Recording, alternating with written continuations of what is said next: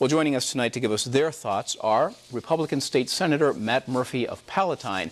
Mr. Murphy was on the special committee of 9 senators who drew up the rules for the impeachment trial. State Representative Julie Hamos of Evanston. Ms. Hamos is a Democrat who served on the House Impeachment Committee and voted to recommend the impeachment of the governor. And former News Radio 780 political editor Bob Crawford.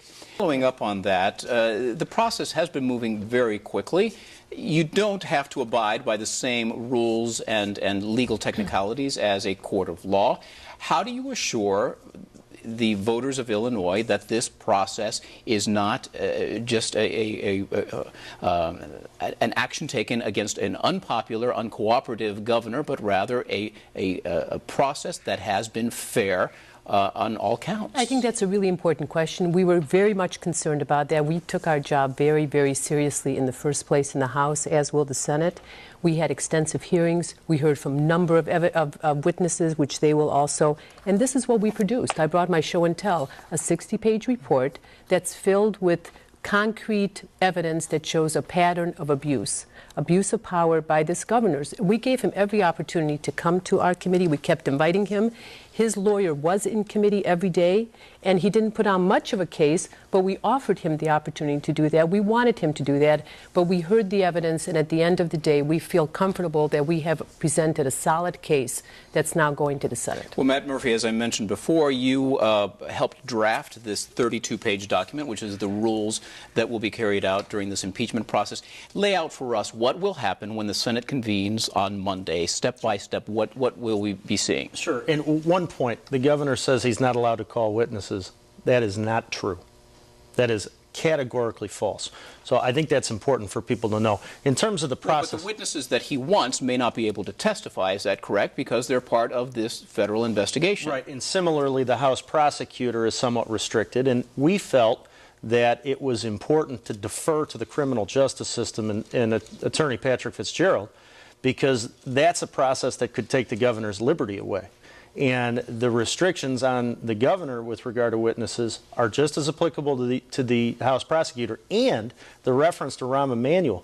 We've got loose enough evidentiary rules to where he could take that tape of Rahm Emanuel saying that, if he had a lawyer participate in this process, have that lawyer submit that tape into evidence, and within these rules that he says are rigged, it would be perfectly acceptable for him to submit that into evidence. All right. Well, tell us what we'll see on Monday without the governor or his defense team there. Irrespective of his participation, the House prosecutor still has to come in. We'll have the first opportunity to make the case on Monday, to put on an opening statement, submit the House record into evidence, start calling witnesses, and then ultimately make a closing argument at whatever point in the process that would come, and make the case to the senators that the House feels there has been an abuse of power by the governor, and that would warrant his removal. And at that point, we will all vote. You have 13 witnesses lined up so far. Is that correct? That's correct. Eight of whom are House members. Yes. That were part of the impeachment committee. Who are the other 5 to begin with? There is the FBI agent, Agent Kane, Auditor General Bill Holland. I'm not sure of the other 3. But, well, how many? I guess the question is, how many of these have first-hand accounts or present first-hand evidence of the alleged abuses that the governor has carried out? Well, certainly Bill Holland would. A couple of the other officials or witnesses would, pertaining to abuse of process with the Joint Committee on Administrative Rules and violating appellate court orders and that type of thing. There would be a few of those. The House members, based on the proffer of what they would testify to, are essentially explaining various allegations that are in the House record. Whether or not that's redundant will remain with the House record remains to be seen. Their testimony may or may not be illuminating. Julie Hamos, are you one of the witnesses that you are aware of?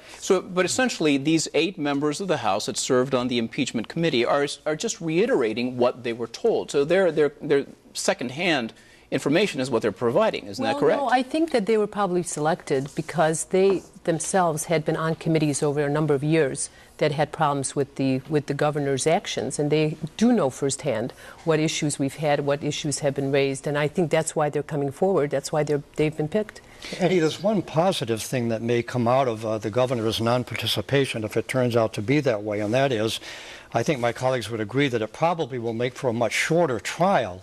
And that's very important when you consider the financial condition that this state is in right now, and that nothing's being done about it. The legislature and whoever the next governor is, if that's what it comes down to, they're going to have a huge problem to deal with. By the end of the next fiscal year, June 30th, the budget will be $2 billion in the red. Revenues right now are running about $800 million below projections, and the state is losing tons of money on its investments, as we all are probably in our investments. So it's important that this process be completed promptly and that the state get back to the business of putting the state back on its feet. Well, Matt Murphy, what are you estimating if the governor is not there to present a defense, how long it could take? Well, when we contemplated, the schedule was amended in contemplation of the trial, we added 10 session days. And when that happened, it was expected there'd be two parties, making cases. With one party out, I don't know if it's half the time, but you would expect it would be shorter than the anticipated time. Well, we're not going to have our delay tactics that the governor or the governor's council would actually use. So without those, I know the evidence and I have a sense of what's going to be presented. I would be surprised if it went much longer than a week. But I think we will see this wrapped up pretty soon. But again, even though you don't have to abide, or you play by separate rules or different rules than a court of law, how does this not come out looking like a kangaroo court, even if there's a lot of push, both on the part of the legislature and the desire of the people to oust the governor? All of this has been a very much of an open process. All of it was on video. People could watch it. All of the witnesses were in full view. Everything was online. And I dare say that nobody could really say that what we went through on the House side and what they will now go through on the Senate side would qualify for that. So because it's all out there, and people will see that there is a lot of evidence that shows a pattern of abuse of power over a number of years. When you hear the governor saying that you're thwarting the will of the people, tell me what your constituents have been telling you by phone calls, emails, community meetings. He's not a popular man, let's put it that way. But we're elected officials. This is a political process prescribed, set out by our Constitution. If our constituents feel that we thwarted their will, they'll have the opportunity to show us that at the ballot box in the next election. But are you getting phone calls, the two of you? Well, sure. I haven't had one. Yeah, I have had a lot tell of us what they're saying. The people in my district who have contacted me want the governor removed. Now, at this point in the process, I'm not willing to indicate one way or the other how I will vote in the trial.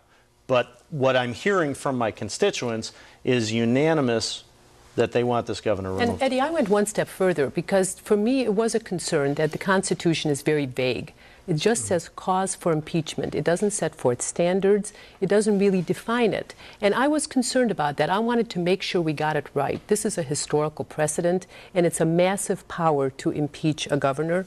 I sent out 11,000 emails that asked people to help me reflect on what is a cause for impeachment. And I brought people into that process, and I got hundreds and hundreds of emails back with people feeling very certain that what we were demonstrating, the evidence we were putting forward, actually qualified as abuse of power, which is appropriate for impeachment. Eddie, you made a point earlier that I think we need to go back to, and that is, regardless of how careful the House was in drafting this report, and I think it's a very good report. I really do think so, and I think there's plenty of evidence there on which to impeach and to remove the governor. There still is this perception, though, of unfairness because so many legislators were talking way before the fact about wanting to get rid of the governor. Impeachment's been talked about for over a year down in Springfield. House Speaker Mike Madigan even sent out talking points to members of the House saying, let me know how you feel about impeaching this guy. Well, that brings up another question.